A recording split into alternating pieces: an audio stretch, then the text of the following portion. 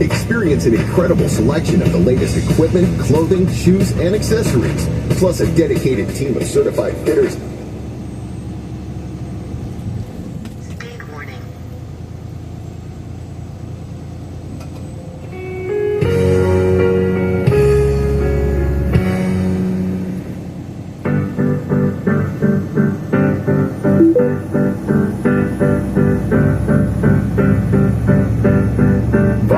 Pasyente na kalungaoy.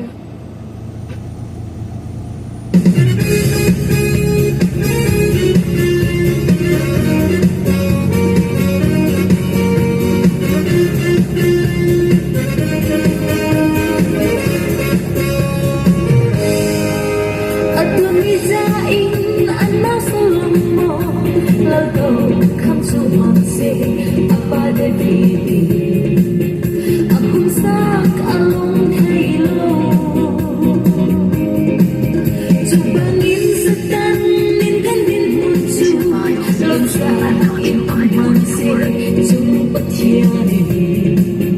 In Gilhim Sun Sovana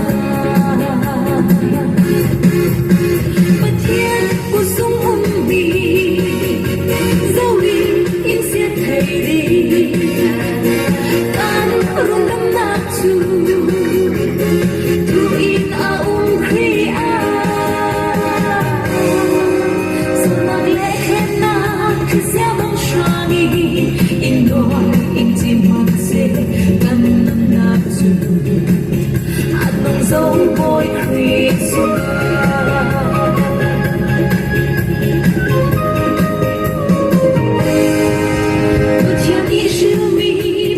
thiên thị mi dấu măng ăn shell hay đâu thì đi đâu sẽ là tung in an ye cần làm ma bất thiên ăn trăng chân qua đi nệ na cần ta asi bôi bay qua aro châu tu cần si bất thiên của số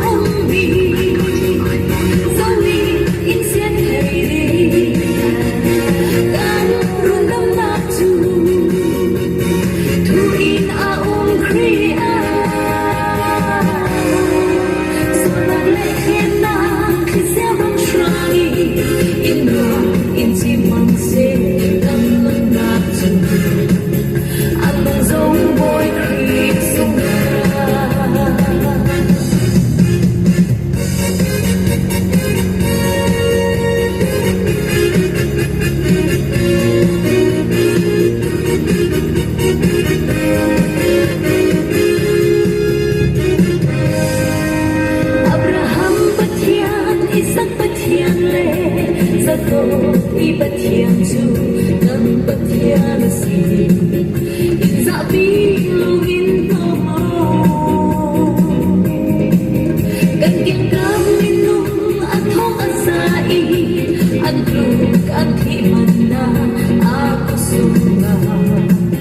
hidam den in so der zo bất thiên của sung bi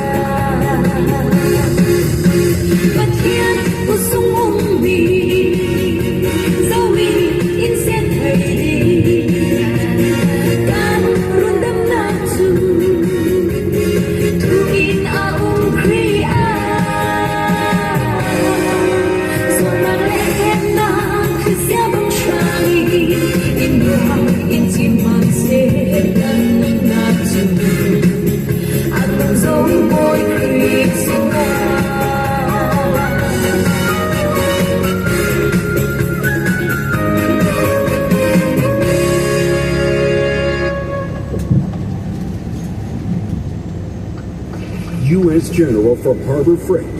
Roll cans, carts, accessories, tool organizers, and part trays. For the weekend mechanic and the accomplished technician. Only at Harbor Freight.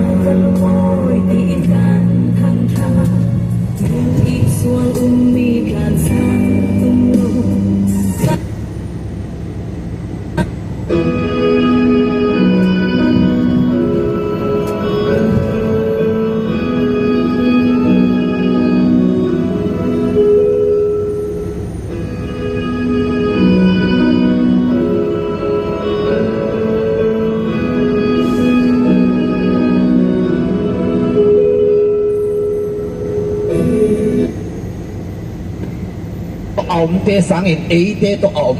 tam so hi ipulang na kamal to ban thu pha piak sai kong sudan di hi kong gen sa nang le ke te pen pasal suat to pa se su pen ki te chiang a piang hi lo pasal sisan pa lo changa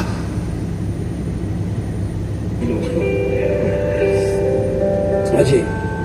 tua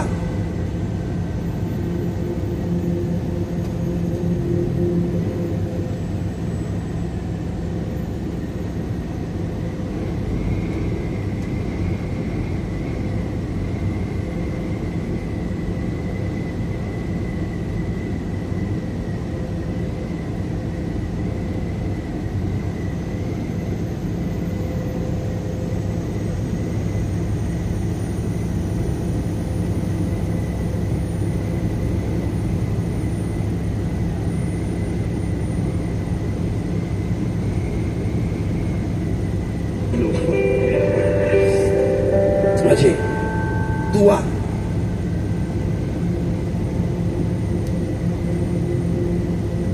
tela weတိတ်တရားရှိတယ်โอเคဘုရားသခင်ကြီးတော်သူပဲချီးမွမ်းပါတယ်ကျော်ညီကိုမောင်နှမတွေ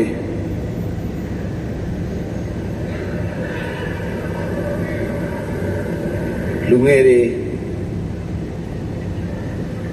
လူကြီးတွေလူကြီးတွေလာတာလည်းအယံဝမ်းသာပါတယ်လူငယ်တွေလာတာတော့ကျွန်တော်တော်တော်လေးဝမ်းသာတယ်ဘာဖြစ်လို့လဲဆိုတော့အခုကျွန်တော်တို့နိုင်ငံခြားတော်တော်များများတကယ်ခရိယန်နိုင်ငံလို့ပြောတဲ့ဘုရားကျောင်းတွေမှာလူငယ်တွေမတွေ့ရတော့တွေ့ရတော့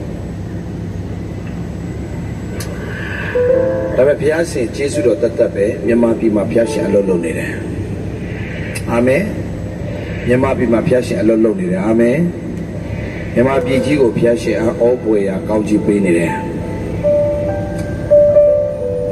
ဒါပေမဲ့နားလည်ထားပါဘုရားရှင်စတင်အလုပ်လုပ်နေပြီဆိုရင်တစ်ဖက်ကလည်း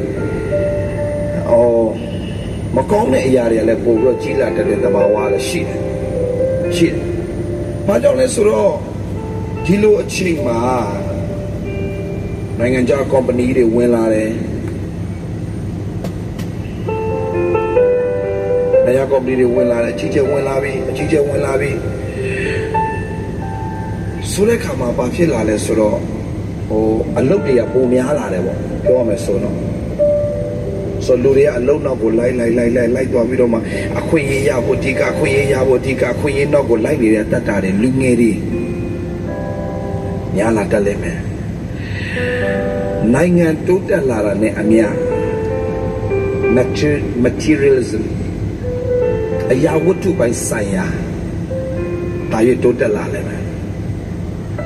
အဲ့တိုးတက်လာတာနဲ့အမျှလူတွေအပြိုင်ဆိုင်ဖြစ်လာကြတယ်သူများအိမ်ဝယ်လိုက်ဝယ်ချင်တယ်သူများကားဝယ်လိုက်ဝယ်ချင်တယ်သူများ TV ဝယ်လိုက်ဝယ်ချင်တယ်သူများဟိုဆိုဝယ်ချင်တရားဆိုဝယ်ချင်တယ်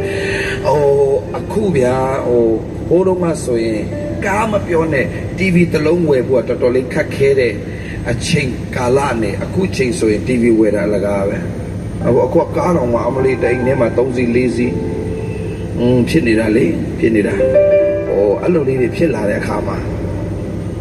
ချစ်တော်ညီကောင်မော်တော့နောက်တစ်ခုထပ်ပြောပြမယ်အဲ့ဒီအချိန်မှာပဲတစ်ချိန်တည်းမှာပဲစာရငါဘာလုပ်တက်လဲဆိုတဲ့အခါမှာကျန်းစာအုပ်ကင်လာပြီးတော့လူတွေကိုအတွေးခေါ်ပြောင်းပလိုက်တတ်တယ်ခုနကျွန်တော်ပြောသလိုပေါ့နမိတ်လက္ခဏာဟုတ်ဘုရားကနမိတ်လက္ခဏာပြုပါတယ်ဒါပေမဲ့ထားပါဘုရားကနမိတ်လက္ခဏာပြုသလိုဘုရားနာမနဲ့လေနမိတ်လက္ခဏာပြုလို့ရပါမယ်တစ်ချိန်တည်းမှာပဲကိုချိုးတွန်းအလုံးလုံးနေသူလည်းအများကြီးရှိတယ်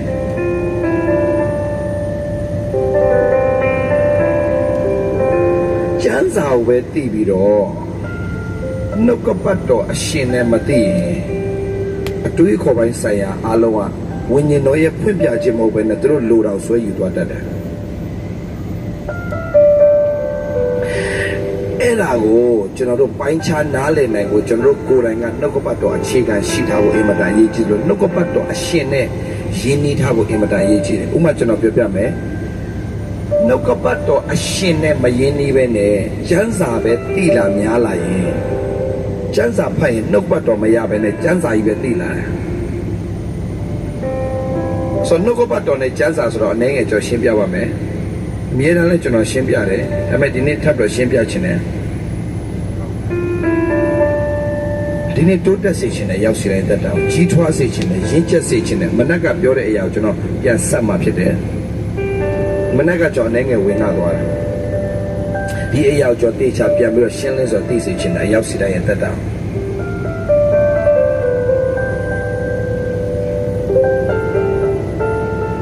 ကျမ်းစာကိုသိပြီးတော့